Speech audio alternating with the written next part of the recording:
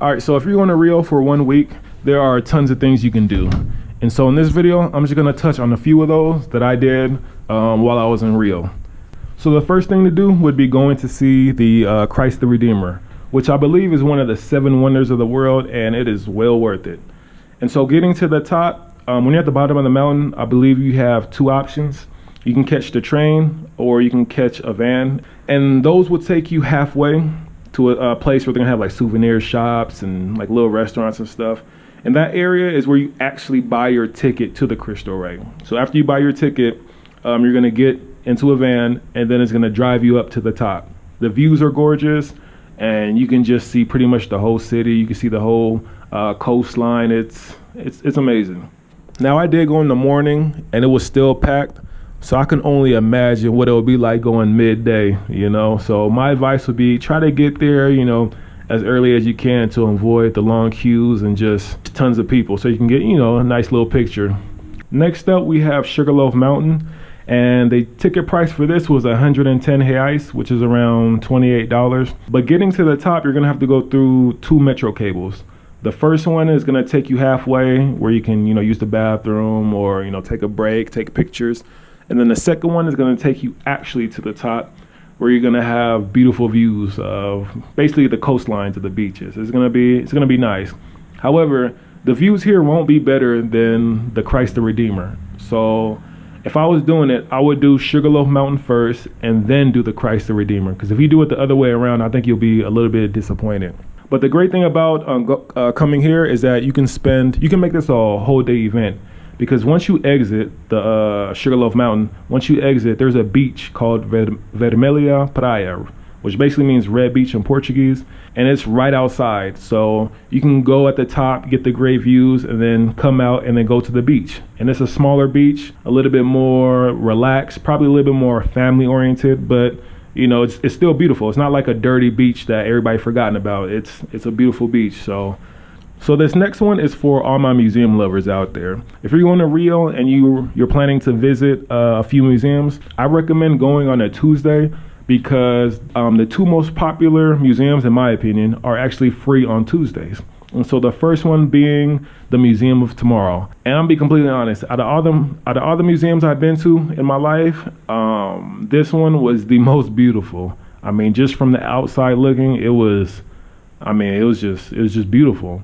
Now, I didn't go inside, and I kind of wish I did, because somebody told me that if you're into like technology and into seeing what, you know, technology could be like in the future, this museum is great for that. You know, the Museum of Tomorrow, the Museum of the Future. So I didn't go inside, but just chilling outside was great. And then literally right next door is the Art Museum. I didn't go inside that one either. I'm not really into museums and like paintings and stuff like that, but if you are, you can do that. So I would recommend going on a Tuesday. That way you can kill 2 museums, well, the 2 most popular museums, in my opinion, in Rio, and for free.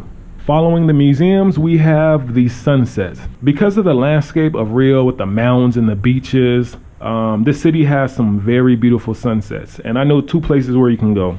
So the first one is probably the most popular. In between Copacabana and Ipanema, there's a rock, and it's called O Praiador Rock.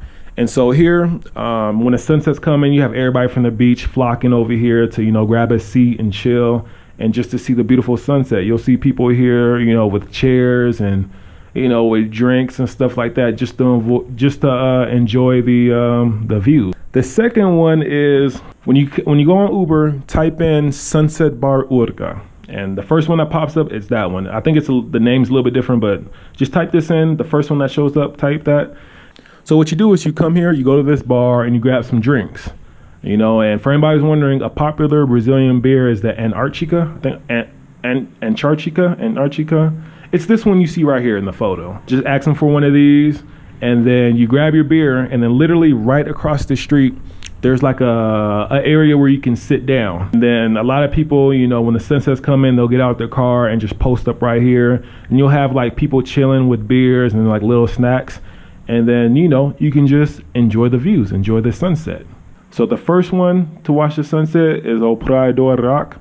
The second one is Sunset Bar Urca, where you can grab drinks, and then literally right across the street you can post up and just chill and just, you know. Next up, we have Parque das Ruinas, which is located in the Santa Teresa neighborhood, which is like a bohemian area near the downtown center. But here you can get some great views, like some really beautiful views. However, one thing that caught me off guard is when I entered, it seemed like they had like a cocktail party going on. They were playing jazz, and then they were serving wine if you wanted it. And, you know, it just seemed like everybody was networking and all that stuff. Now, I will say I got here on a Sunday, so I don't know if it's like a every Sunday kind of thing or if they have this every day, but this is one place you can visit, you know, to get great views and also to, you know, have some drinks and maybe meet some people. Next up, we have, if you want to see live samba. So from what I understand, every Monday and every Friday night, although I believe Monday nights are better, in an area called Lapa, there's this place called Padrão do Sul, where you can see live samba. And here they have tons of stands with just pretty much every stand has just ton of alcohol. And there's gonna be a ton of people. I'm gonna tell you right now, there's gonna be a ton of people, but it's gonna be good vibes. You're gonna have mainly locals, and you're gonna have a few tourists in there, but people just getting together. There's samba music playing, there's drinks flowing from everywhere, beautiful women, just beautiful people in general, and everybody just having a good time. Now in this video, I'm showing one area, but there are multiple areas. Like if you go to the right, there are like bars and restaurants with people posted up, you know, in chairs, just drinking, having a good time. And then to the left, I believe there are some clubs. So it's just the whole area was active. It's just that, you know, I didn't feel like walking around with my camera. You know, I didn't think this was the area I wanted to do that. Continuing on, we have the free walking tours. And just let me know, I'm just letting you know right now, they're not free. Like getting into the tour is free, but at the end, there's an option to donate, and after somebody giving you 4 hours worth of information, like who's not going to donate? You know, that's kind of like, come on now. So, but that's how they work. But the free walking tours are great. Whenever I go to a new place, I always try to do them to try to get, you know, a little bit of history and stuff like that and see other areas. So the company that I went with was called Free Walking Tours, you know, pretty generic name. And they have tours like going to Copacabana, Ipanema, going to downtown Lapa area, and my favorite one was the African Heritage tour. That one was probably the best. That was amazing. That was amazing. So I would say check those out, and you know, I recommend doing the walking tours. Next, we have the Celadon Steps, which I'm sure most of you guys probably have seen this, you know, mainly due to the Snoop Dogg Pharrell video. But these are, but this is the world famous staircase that's made out of, you know, beautiful, colorful tiles and ceramics.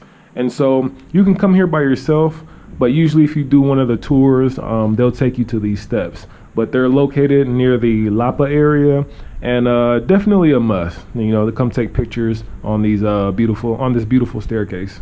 So if you're looking for souvenirs, every Sunday in Ipanema, there's a hippie fair where they have tons of booths set up, just selling things, you know, and then they have little booths for like food if you want to try local Brazilian snacks. Just throwing that in mind, that's something you can do on a Sunday. And then last but not least, we have probably what Rio's known for is the beaches. You know, you got Copacabana Beach, you got Ipanema Beach, you got the Vermelha Praia, the red beach I was just talking about. You have other ones that I just didn't go to. You got the beach in Leblon.